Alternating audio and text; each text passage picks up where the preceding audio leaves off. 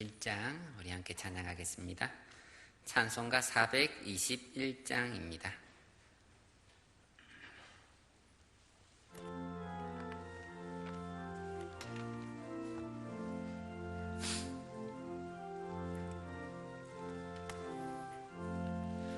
내가 예수 믿고서 쇠사함받아 나의 모든 것 다 변했네. 지금 내가 가는 길 천국길이요 주의 피로 내 죄가 씻겼네. 나의 모든 것 변하고 그 피로 구속받았네. 하나님은 나의 구원되시오니 내게 정죄함 없겠네. 주님 밝은 빛 되사 어둠에 치니 나의 모든 것 다 변했네. 지금 내가 주 앞에 온전케 됨은 주의 공로를 의지함이라. 나의 모든 것 변하고 그 피로 구속받았네. 하나님은 나의 구원 되시오니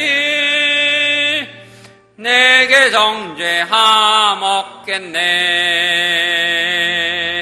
내게 성령 임하고 그 크신 사랑 나의 맘에 가득 채우며 모든 공포 내게서 물리치시니 내 맘 항상 주 안에 있겠네.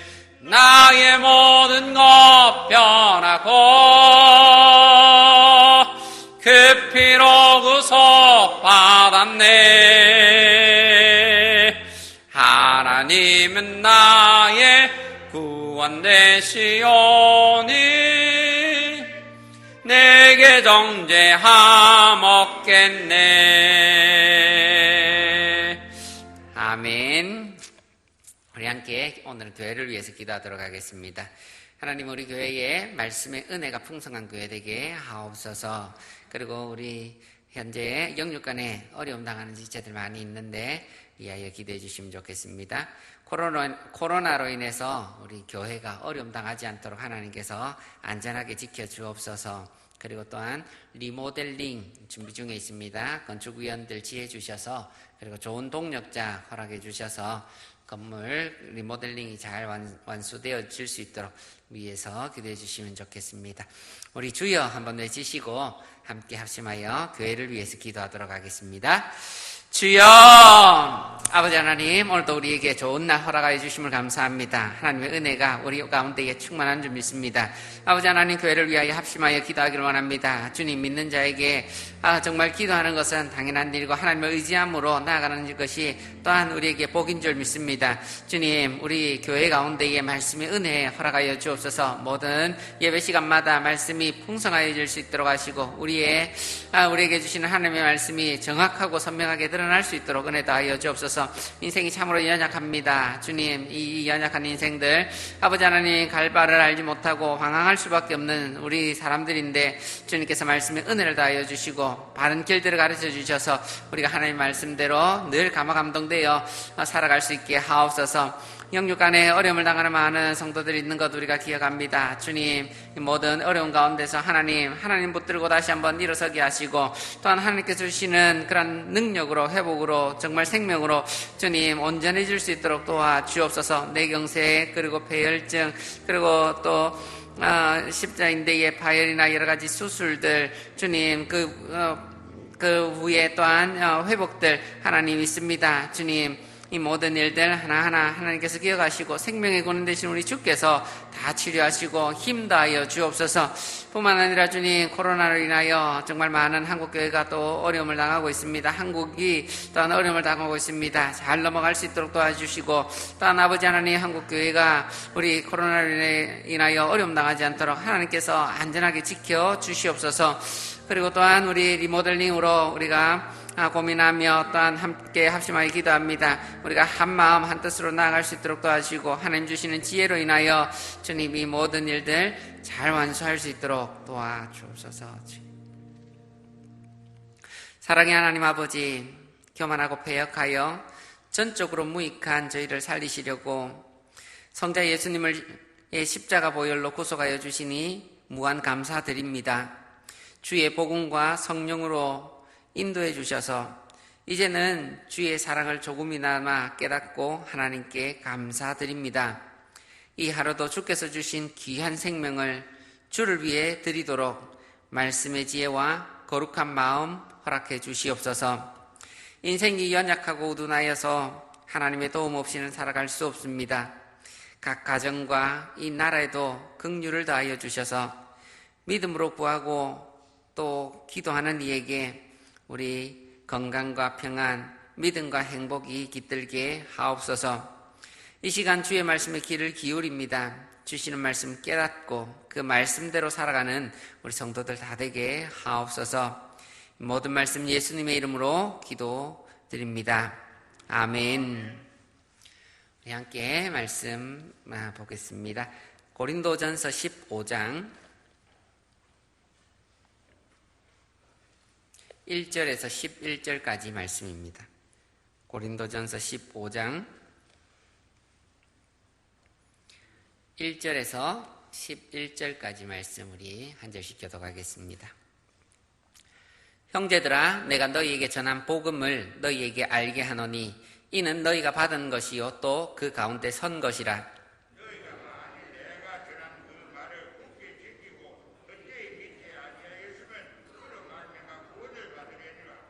내가 받은 것을 먼저 너희에게 전하였노니 이는 성경대로 그리스도께서 우리 죄를 위하여 죽으시고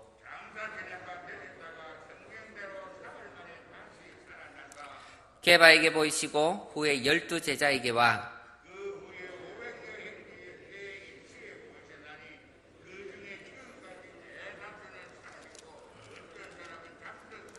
그 후에 야고보에게 보이셨으며 그 후에 모든 사도에게와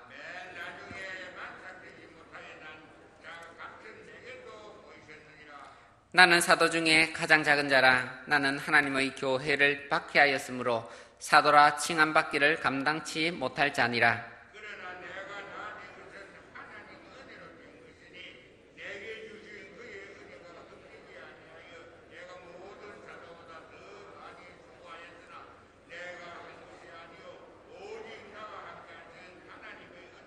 함께 읽겠습니다.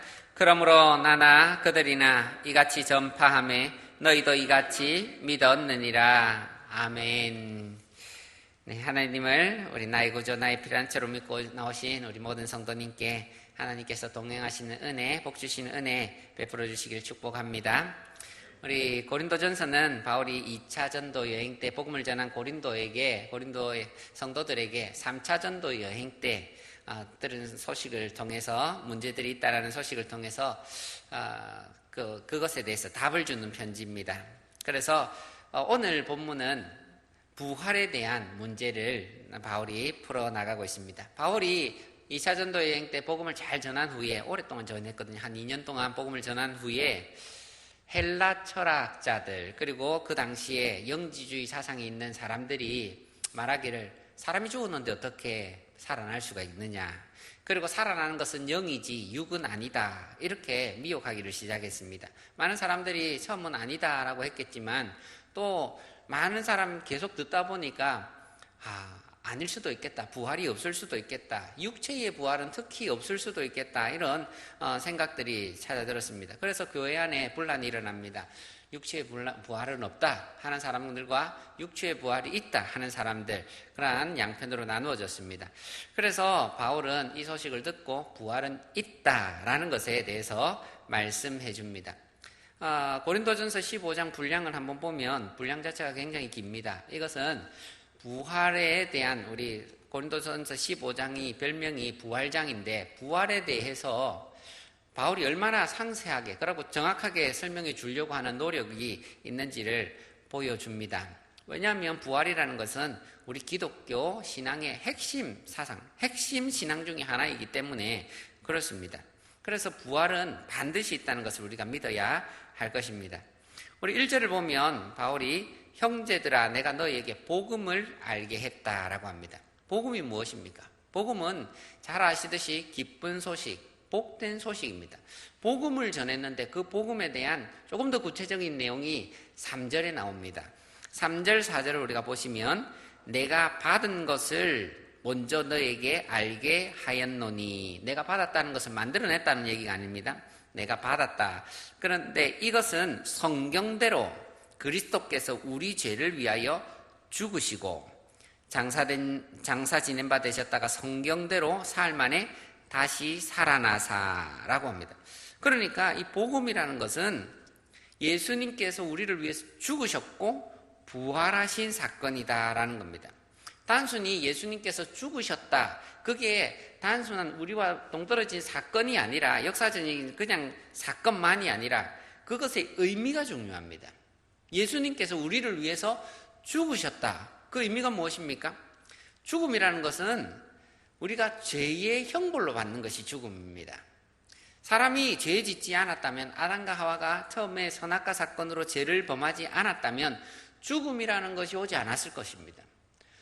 죄의 삭은 사망이다. 그러니까 죽음이라는 것은 죄 때문에 찾아오는 겁니다. 그런데 이 죄, 죽음이라는 것을 누가 해결해 주냐? 예수님께서 우리를 위해서 죽으셨고라고 해결해 주는 겁니다. 그래서 죽음에 대한 그 형벌을 예수님의 죽음으로 해결해 주셨다라는 것을 먼저 말씀해 줍니다. 그래서 죄, 사망, 율법, 사단의 권세가 우리를 범할 수 있습니까? 없습니다. 지금 이 땅을 살아가는 동안은 죄, 사망 이런 것이 우리를 위협하는 것처럼 보이지만 마지막 심판날에 우리를 위협할 수 있습니까? 결코 정죄함이 없다라고 말합니다. 그리스도 안에 있는 자에게는 결코 정죄함이 없다라고 말합니다. 이것을 선언하기에 우리는 이 땅을 살아가면서 담대하게 살아갈 수 있는 것 아닙니까? 죽음을 두려워하지 않고 살아갈 수 있는 것입니다. 그래서 복음이라는 것은 예수님의 죽으심, 죄에 대한 모든 죄책 해결, 이것이 복음입니다. 또 한 가지가 더 있는데 그것은 부활이라는 것입니다. 복음은 예수님의 죽으심뿐 아니라 부활까지도 포함됩니다. 만약 부활이 없다면 이 생이 죽음으로 모든 것이 끝이 나고 아무것도 없는 것이 된다면 무엇이 어떻게 되겠습니까? 아무 소용없는 것입니다. 죄인으로 죽으나 의인으로 죽으나 아무 소용이 없습니다. 아무 차이가 없습니다. 차라리 죄인으로 죽고 말지요. 그래서 오늘 본문은 아니지만 14절을 보면 그리스도께서 만일 다시 살아나지 못하셨으면 우리가 전파하는 것은 헛것이고 또 너희의 믿음도 헛것이다 라고 말합니다. 19절을 보면 만일 그리스도 안에서 우리가 바라는 것이 다만 이 세상의 삶뿐이면 모든 사람 가운데 우리가 더욱 불쌍한 자이리라 라고 말합니다. 그래서 말씀하는 것이 만약 부활이 없다면 우리가 이 신앙생활을 한다고 애쓰고 주일 지키고 새벽에 나와 기도하고 그리고 거룩하게 살려고 하고 구제하고 되도록이면 착하게 살려고 노력하는 이 모든 일들은 어리석은 일이다. 오히려 불쌍한 일이다. 이 시간에 차라리 잠 더 자고 아니면 주일에 놀러 더 가는 것이 현명한 사람 아니냐는 거죠.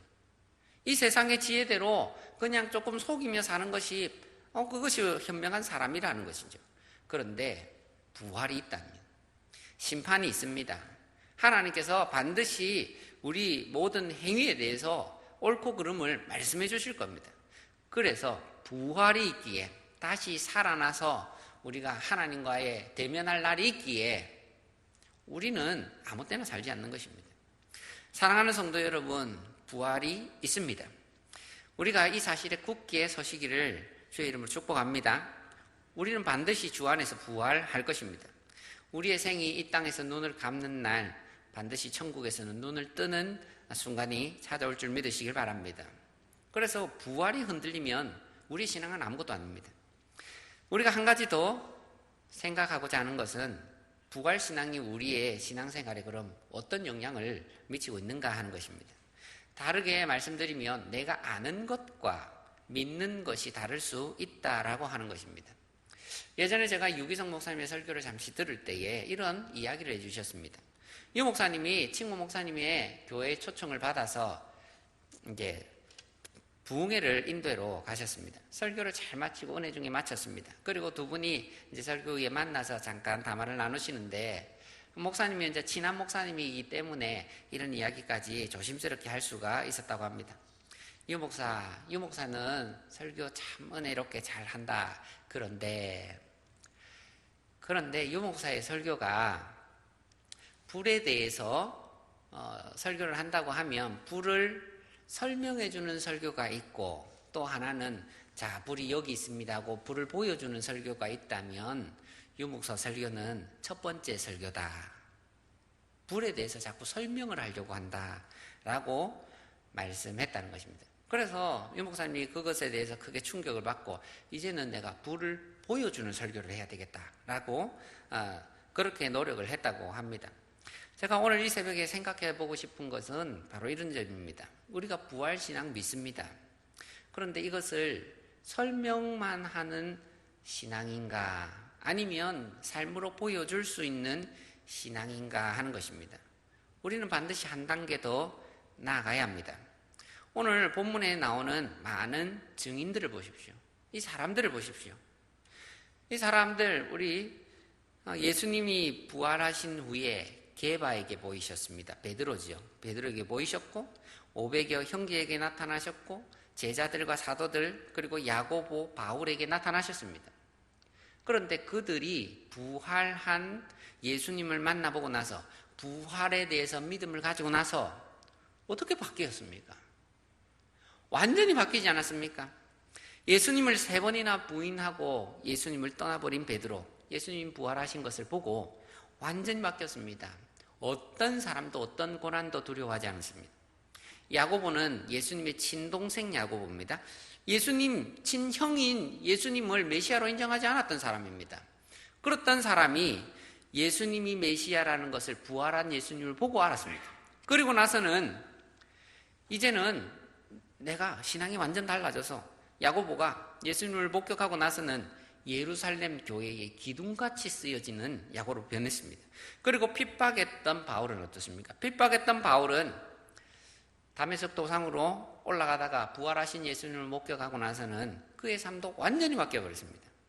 그리고는 이제는 내가 사는 것이 아니고 오직 내 안에 그리스도께서 사시는 것이다 라고 말하면서 평생을 주를 위해서 온몸을 다 던지지 않습니까? 그의 삶의 방향이 완전히 바뀐 것입니다. 그들도 부활을 믿는 사람이고 우리도 부활을 믿는 사람입니다. 그런데 우리에게는 왜 그런 변화가 있지 않습니까? 왜 우리에게는 그런 능력들이 나타나지 않습니까? 왜 우리가 지식으로만 부활할 거다라는 지식으로만 머물러 있겠습니까?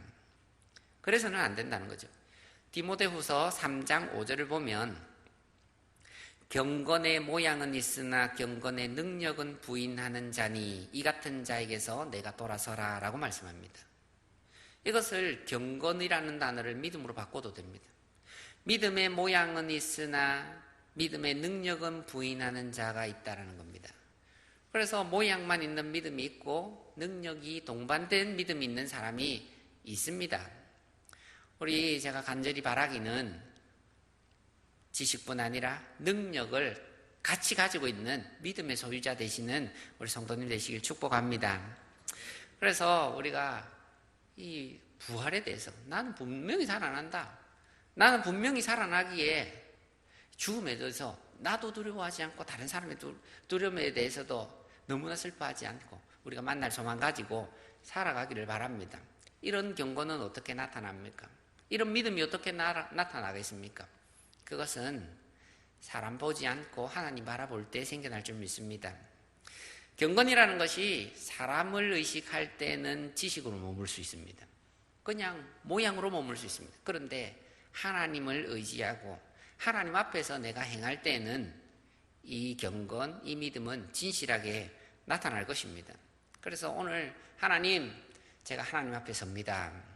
하나님 앞에 제가 서원이 하나님께서 저의 믿음, 진짜 믿음 되게 하여 주시고, 그리고 이 믿음이 나의 삶으로 내 믿음이 보여질 수 있는 그런 믿음 되게 해 주십시오.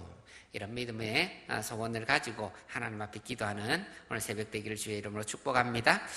우리 들으신 말씀 생각하시면서 함께 기도하도록 하겠습니다. 하나님, 확실한 부활의 믿음 주시옵소서. 이 세상 살 동안에 죽음의 문제, 영혼의 문제에 대해 더 이상 두려워하지도 않고 염려하지도 않고 하나님 안에서 평안과 담대함으로 살아가게 하옵소서. 하나님, 믿음의 능력을 가진 성도 되게 하옵소서. 우리 함께 기도하겠습니다. 주여 한번 외치시고 기도합니다.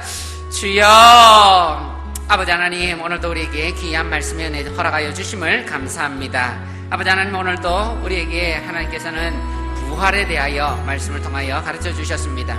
주님, 이 부활이 정말 생각 속에서만 나타나는 부활이 아니라 정말 신화 같은, 전설 같은 이야기가 아니라 반드시 일어날 그러한 사실임을 오늘 말씀을 통해 다시 한번 배웁니다. 주님, 우리가 부활에 대한 소망 굳건히 붙들고 나아가는 저희들 되게 하옵소서.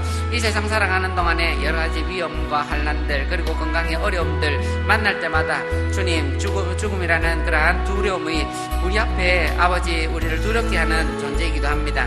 그러나 주님께서는 담대하라, 평안하라, 세상을 내가 이겼다, 죽음을 내가 이겼다 말씀해 주시면서 우리 안에 이 죽음에 대한 모든 그러한 문제에 대하여 하나님께서 이기기를 원하신 것을 배웁니다. 주님, 우리가 그것을 반드시 이기게 하시고 이 세상 살아가는 동안에 정말 하나님 바라보며 하나님 앞에 소망을 두며 나아가는 저희들 다 될 수 있도록 은혜를 다하여 주옵소서. 아버지 하나님, 우리가 이 복음의 능력, 그리고 또한 부활의 능력을 믿습니다. 뿐만 아니라 주님, 이 믿음을 온전히 내 안에 두고 살기를 원합니다. 주님, 그것을 보여주는 믿음, 아버지 하나님, 나에게 있기를 원합니다. 주님, 나의 말 속에서, 나의 행동 속에서, 나의 모든 생각 속에서, 나의 모든 철학 속에서 아버지 하나님, 정말 부활이 있기에 나는 이 세상을 이렇게 산다라고 말하는 그런 성도 되기를 원합니다. 그렇게 보여줄 수 있는 성도 되기를 원합니다. 이제는 나의 시선이 이 땅에 머무르지 않게 하여 주옵소서. 내 육체에 머물러 있지 않게 하여 주옵소서. 아버지 하나님, 내가 정말 사람들 눈에